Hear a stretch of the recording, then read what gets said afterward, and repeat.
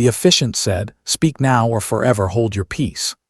And a man at the back of the garden stood up and yelled, "Stop the ceremony. She's already married." Anish tales, and this is the kind of wedding story that makes you stop believing people can surprise you in small ways. I was 32, she was 29. We'd been together for 2 years, engaged, planning the whole polished fairytale version of a future. Beach proposal, garden venue, string quartet. About 150 guests. I spent around 35 grand on that wedding. 3 days ago, I stood at the altar in a tux watching her walk toward me thinking I was the luckiest man alive. Then the doors opened. A man in his early 30s came in with an older woman right behind him. The music stopped. Everybody turned. The officiant tried to shut it down, but the guy was already moving forward, breathing hard, angry enough that the whole room felt it before he said another word. He pointed at my fiancée and said, "She's my wife." That sentence changes a room fast. My fiancée went white, not confused, not offended, white. The kind of white that tells you the truth arrived before the explanation did. She said she didn't know him, said it was a lie, but she wouldn't look at me. Then the older woman, his mother, came up with a folder and handed me the papers. Marriage certificate, photos, a wedding, her signature, a date from years before I ever met her. I remember standing there in front of everybody, boutonniere pinned to my jacket, reading proof that the woman I was about to marry had already done this once. I looked at her and asked the only thing left to ask. "Is this real?" She started crying immediately and said she could explain. That should have told me everything. She said they were separated, said she thought the divorce was finalized. Her actual husband said they were not separated, that she drained their savings and disappeared while he was out of town, and that he'd been trying to find her for months. The whole thing got very quiet after that. You could hear people shifting in their chairs, phones coming out. Somebody in the back actually gasped like this was a movie and not my life. I handed the papers to the officiant and said, "Well, this wedding's over." Then I turned to the crowd and said, "Sorry, everyone. The bar is still open until 6. Enjoy the reception without the ceremony." And I walked out. That was the cleanest part of the day. Because once I stepped away from the altar, everything behind me turned into chaos. Her mother grabbed my arm and started screaming that I was humiliating her daughter. The venue manager got involved. Somebody called the police. Statements got taken. I showed the officers the marriage certificate. They separated her from the husband and started figuring out exactly how illegal the afternoon had just become. I spent what should have been my wedding night alone in a hotel room with a bottle of bourbon and the feeling that I had almost married a stranger. The next few days were worse in a different way. The public shock faded. The financial reality showed up. The venue needed proof the wedding never happened before they'd release anything back to me. The officiant gave me a letter confirming no marriage license was signed. That helped a little. I got part of the money back from the venue. The caterer kept their share because the food had already been served. The photographer offered me all the ceremony interruption photos for free, which was somehow both kind and deeply cursed. And then her family started acting like I was the problem. Her mother called me 2 days later, not to apologize, not to explain, to demand money. She wanted me to cover the cost of the dress alterations and my ex-fiancé's share of the wedding expenses. I asked her if she understood her daughter had tried to marry me while still legally married to somebody else. She actually called it a technicality. A technicality, like forgetting a wedding anniversary, like mixing up a date on a calendar, not a felony. That family used the word mistake the way normal people use the word weather. Just something that happened around them, not something somebody chose. My ex started texting from new numbers after I blocked the old one. She wanted to split wedding costs fairly. Said I was abandoning her with debt. Said her credit was ruined because of me. Because of me. Not because she had lied about being single. Not because she had planned a full wedding while still married. Not because her actual husband had to walk into a garden ceremony and stop her from committing bigamy in front of 150 people. Because of me. So I answered once. I said, "Talk to your husband about your financial problems and get a lawyer." Then I blocked that number too. Around then, her husband reached out through a mutual connection. I agreed to talk because by that point, he was the only person in this story who seemed to understand how insane it all was. He apologized to me. The man whose wife had stolen from him and disappeared apologized to me for ruining my wedding. That got to me more than anything her family said. He told me they had actually been married 4 years, not 3. She had drained over 40 grand from their joint savings and vanished. He'd been trying to serve her. He'd finally tracked her down through our wedding registry. So now I had this bizarre situation where the only honest conversation I was having was with the man my fiancée was still legally married to. Then came the gifts. People wanted to know whether to return them. Fair enough. No wedding happened. I started sending everything back. Kitchen aid mixer, cash envelopes, all of it. Her family wanted us to split the value of the returned gifts. That was their focus. Not fraud. Not criminal exposure. Not the fact that their daughter had stood at an altar prepared to lie in front of everyone we knew. A mixer. At that point, I realized the delusion was not limited to one person, so I made one public post, just one. I said my wedding had been interrupted by my fiancée's legal husband, who arrived with a marriage certificate proving she was already married, and that I had no idea. That was it. Her whole victim story collapsed almost instantly. People who had been sending me messages asking what I had done went very quiet. Turns out surviving betrayal hits different when the betrayal includes an existing spouse. About 3 weeks later, the DA filed charges.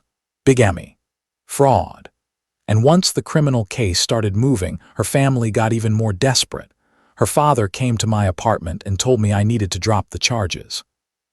I had to explain to a grown man that felony cases are not like customer complaints. I don't get to cancel them because he showed up at my door and asked for mercy. He kept saying I was ruining her life over a mistake. I kept thinking the same thing every time one of them used that word.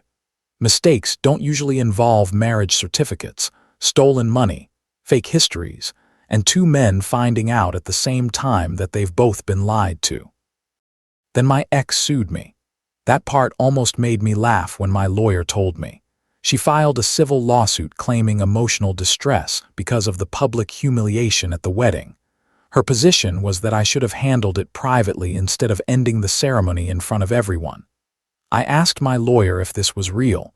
He said, unfortunately, yes. The judge dismissed it almost immediately. Called it frivolous, called it an abuse of the system. 15 minutes and it was gone. But even after that, she kept going. She contacted my family, called my mother crying about how I had abandoned her in her darkest hour. My mom, who is usually the kindest person in any room, shut her down cold, told her to stay away from me and the family. She started bothering vendors too. Called the venue claiming I stole her deposit. Called people looking for sympathy and leverage, and any version of the story where she was still a tragic heroine instead of a criminal defendant. Then her sister tried guilt instead of aggression. Long message about family stress, health issues, forgiveness, compassion. I didn't answer. By then, I was done explaining reality to people committed to misunderstanding it. The strangest part was how my ex and her husband and I somehow became tied together by this mess in a way that made more sense than my engagement ever had. He was suing her for the money she stole. My lawyers and his lawyers started comparing notes. That's when it got worse. There were other debts, other lies, other people she had borrowed from, other stories that didn't line up. That was when the prosecutor's theory shifted from messy personal disaster to a pattern. And once the pattern showed up, the case got heavier. She was offered a plea deal, probation, restitution, community service, no prison. She rejected it. That decision still amazes me. Even then, even after the interrupted wedding, the public embarrassment, the paper trail, the lawsuit getting laughed out of court, she still thought she could out-talk consequences. So it went to trial, 3 days.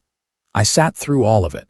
The prosecution laid out the marriage certificate, the bank records, the missing money, the lies she told me, the lies she told him, the fake versions of her past, the wedding planning, the ring, the venue, all of it. Her defense was basically confusion. She was overwhelmed. She was under pressure. She made poor choices. She meant to file. She thought things were finalized. It wasn't supposed to happen like this. Notice how accountability only appeared after the power shifted. The prosecutor asked her the cleanest question in the whole trial. "Did you know you were still married when you tried to marry the plaintiff?" she cried. She hesitated, and then she gave some version of "I thought it was finalized," but she had never filed. That was the end of that. The jury took 4 hours. Guilty, fraud, theft, attempted bigamy. She got 2 years, eligible for parole after one, plus probation and restitution orders.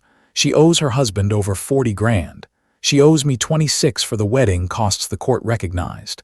I'll probably never see most of it, but that stopped mattering as much by then, because by that point the money was just evidence. What I really got back was something else. Certainty. That I wasn't crazy, that I hadn't missed something obvious because I was weak, that ending the wedding on the spot wasn't cruel. It was sane. Her mother shouted at me in court after sentencing, asked if I was happy now. The judge shut that down himself, said her daughter destroyed her own life through her choices and that I had shown remarkable restraint. That line has stayed with me, not because I think I was noble. I don't. There was a part of me that enjoyed watching the whole fake life collapse after what she did. But I also know this. She did not go to prison because I got my feelings hurt. She went to prison because she committed crimes, more than one, over and over, against more than one person. There's a difference.